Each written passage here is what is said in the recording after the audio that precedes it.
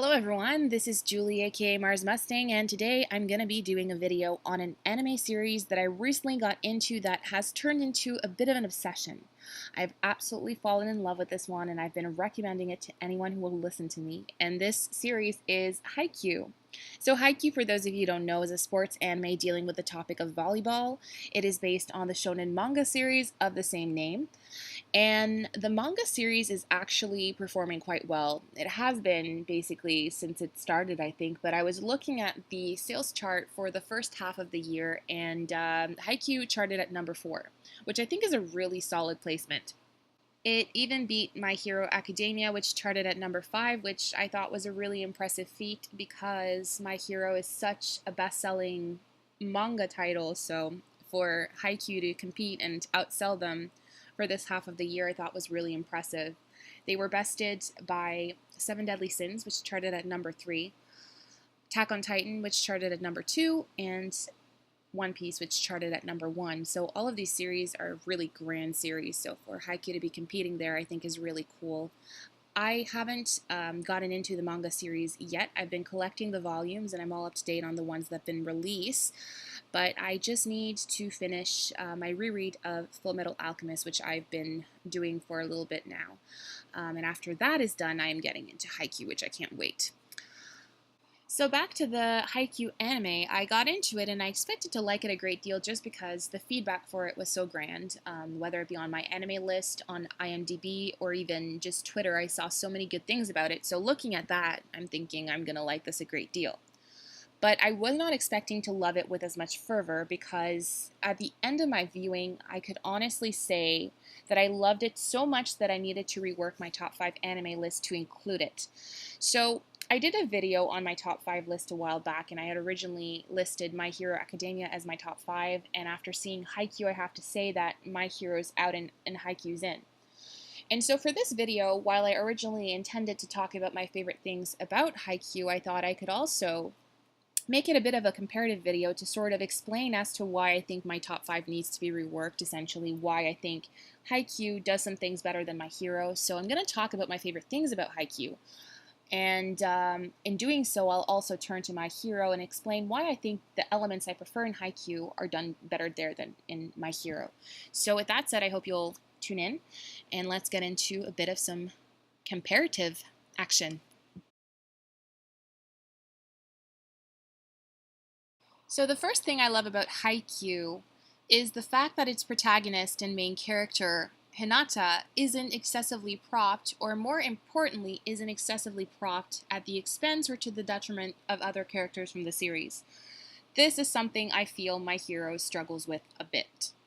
Basically, Haikyu manages to focus on its characters' individual strengths, but rather than highlighting them or focusing on them to show that one is better than the other or vice versa, they focus on individual strengths to ultimately show us that in bringing all of those strengths together, they elevate the team to be the greatest final product ever. So it's not about one person being better than another, it's really about everyone bringing something to the table, and that adding all of those things together makes the team what it is. So you feel that everyone's important and that no one's better than another person.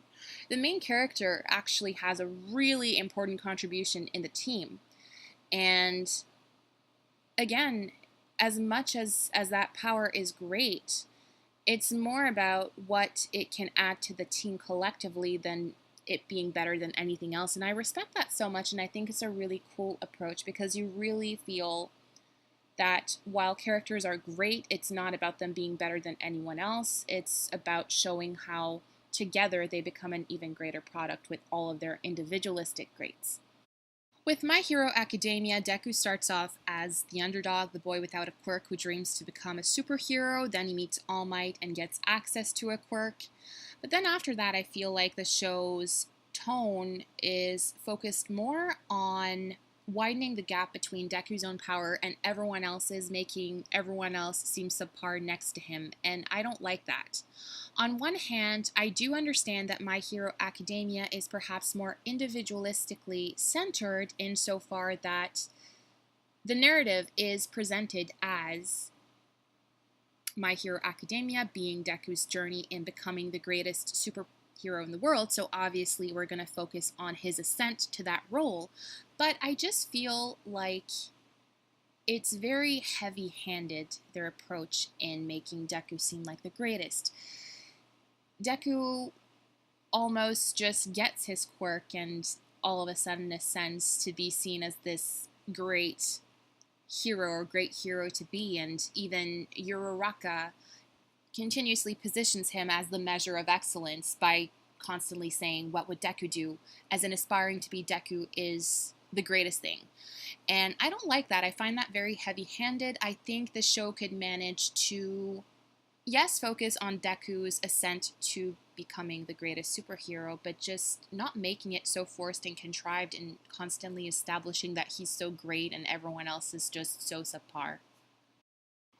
So as a final point to this specific argument, I'd like to highlight the fact that Haikyu's Hinata and My Hero Academia's Deku are very similar to each other in terms of characters. They each are the protagonist of their respective series. They each have their own grandiose dream.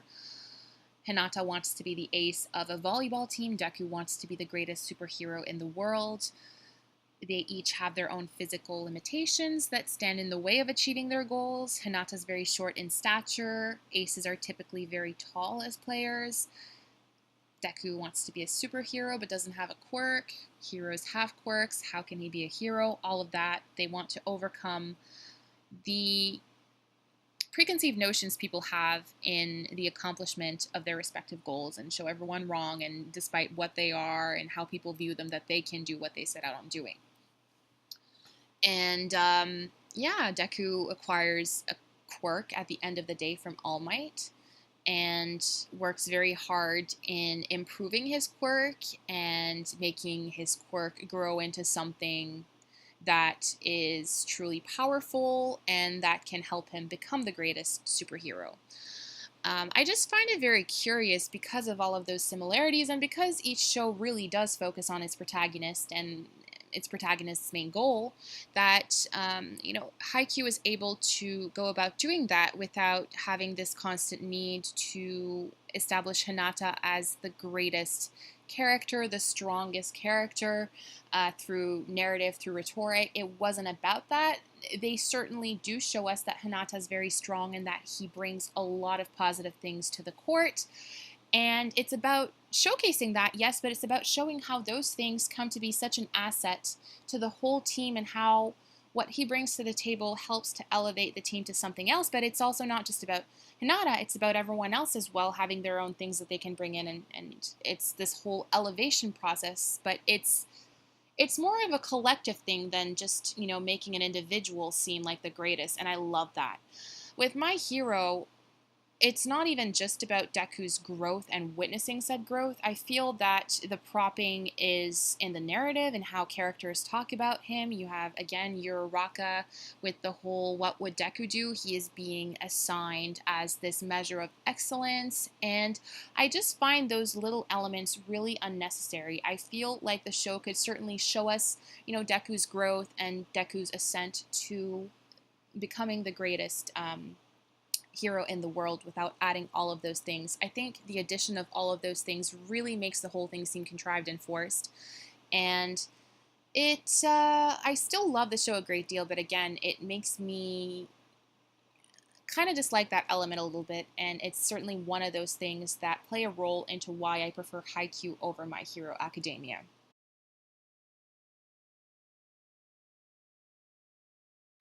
The second thing I really love about Haikyu is the fact that the character balance is excellent.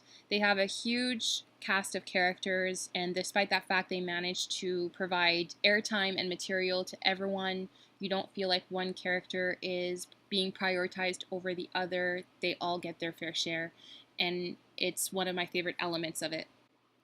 I think that has to do with the fact that Haikyuu doesn't treat one character as more important than another. They are strong as a unit, but they also have their individual strengths, and it's those strengths put together that elevates the team, but it's also important to highlight every character, their own strengths, and how they develop that, and the show manages to do that. And it manifests itself into a really balanced coverage where you get to know every single team member and you get to care for all of the team members, and it's a really nice balance. There was, in fact, an episode where one of the coaches talks about the team and the individual members and their strengths all as cogs into a machine, and how every person and everything they bring to the table individualistically is a cog in a machine, and that put together the machine functions at its highest capacity. While a lot of focus is put on the main team of the main characters in Haikyu, there's also a lot of other volleyball teams out there throughout the series and the opposition. And the series and the creator doesn't simply just treat opposition as these popping characters that'll be mentioned once and forgotten. These are recurring figures that we get to know, that we know by name, that we see background and history to, and we get to see their characteristics, and you actually get to not only care for the main characters but actually some of the opposing team members, and I think that's really cool, and it's not something I was expecting.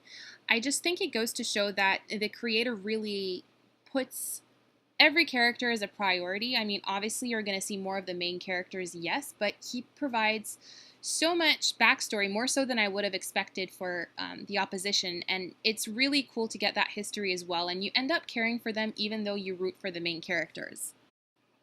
With My Hero Academia, I feel like the balance is more lacking, that the coverage has been more selective. Aside from Aoyama, Ida, Kirishima, Todoroki, Bakugo, All Might, and Midoriya, I feel like the development has been very lacking. It's not to say that it's been entirely non-present, but I don't think other characters have been developed to the degree that they should have been developed.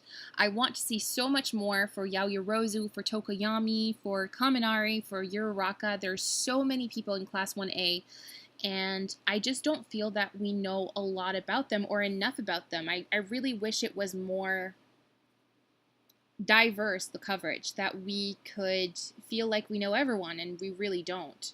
And it's a shame. And same goes for characters from other mediums. For example, I thought Shinzo from UA, but not the Heroes course, was a really great character. When we met him in the sports tournament, there was such great angst and such great development that could have been there, and we just really didn't get much for him, which I thought was a shame as well. And same for characters from other school that we end up meeting, or like villains. We get some mentions and some scenes for them, but it's more to fulfill a specific plot and then they disappear. I really don't feel like any of these other characters are really being written with the kind of finesse or development to make a reader or a viewer care for them. And I guess I'm trying to say that I feel My Hero is more plot focused than character focused, and I wish it was a bit more of both. I really wish the character development was stronger as a whole, because again, the universe has a lot of great characters, and watching it and seeing some of these characters and then not getting the development I want, it always leaves me wanting more. And that's not always a fun feeling, and I think it's also a huge reason why I tend to prefer Haikyu over My Hero Academia.